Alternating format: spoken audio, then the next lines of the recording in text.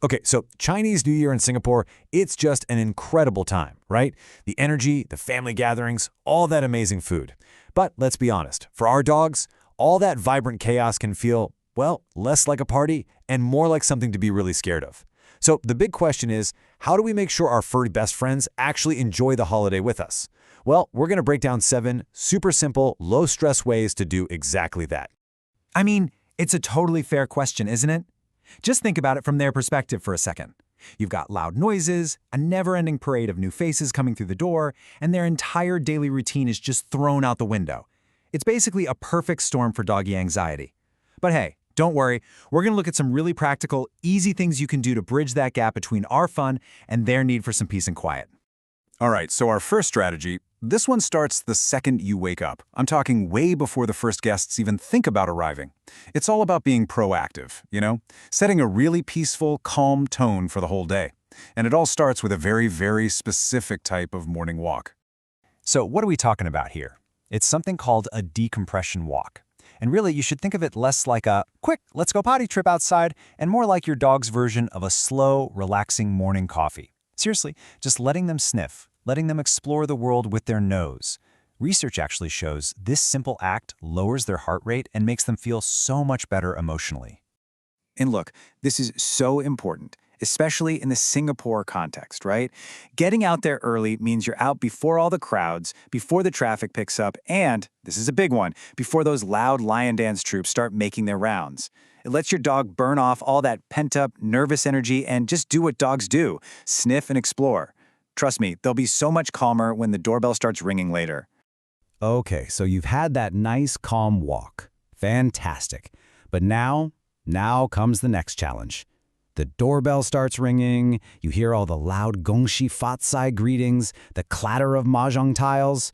So how do you handle all that chaos inside the house? So, here's the absolute foundation for all of this. Your dog needs a sanctuary, a safe haven. And there's actual research on this. It shows that dogs handle stress way, way better when they have a predictable, protected spot they can retreat to. And let's be super clear, this is not a punishment or a timeout. It's their own private room. A covered crate, a quiet bedroom with their bed, some water, a good chew toy. It sends a clear message to them. This is your space. You are totally safe here. So, what does that actually look like on the day? Here's a super simple routine you can follow. It's a nice, predictable flow. Walk first, then settle them down, then the guests arrive. See? By giving your dog something awesome to do, like an enrichment toy, before the chaos starts, you're really setting them up for success.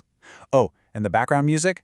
That is a fantastic tip. It really helps to muffle all those sudden loud noises that can be so startling for them. Of course, managing your guests is just as important as managing your dog. In a baby gate, honestly, it's a brilliant tool. It lets your dog see what's going on so that they don't feel isolated, but without the stress of being right in the middle of it all. And you can also just politely ask your family and friends for a few things. Simple stuff like, hey, could you let him approach you first and to maybe hold back on petting, especially if you have excited kids around? Just a few simple rules can make a world of difference for everyone. Okay, let's talk about one of the biggest temptations and one of the biggest dangers of the whole season, the food. I mean, that festive spread looks incredible, right? But for our dogs, it's pretty much a minefield of things they shouldn't eat. All right, if you only remember one thing from this whole food section, make it this one simple rule. If it's seasoned, if it's fried, or if it's sweet, just don't share it. Vets are super clear on this. All that rich, fatty, sugary human food can cause anything from a bad tummy ache to something really serious like pancreatitis. This little rule just makes it so much easier to politely say no. And this little chart breaks it down perfectly. I mean, things like Bak Kwa and those delicious pineapple tarts, that's a definite no-go. They are just loaded with salt, sugar, and fat.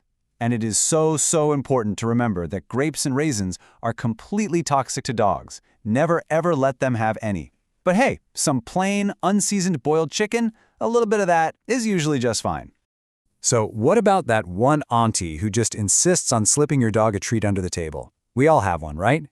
Well, here is a brilliant and really diplomatic solution.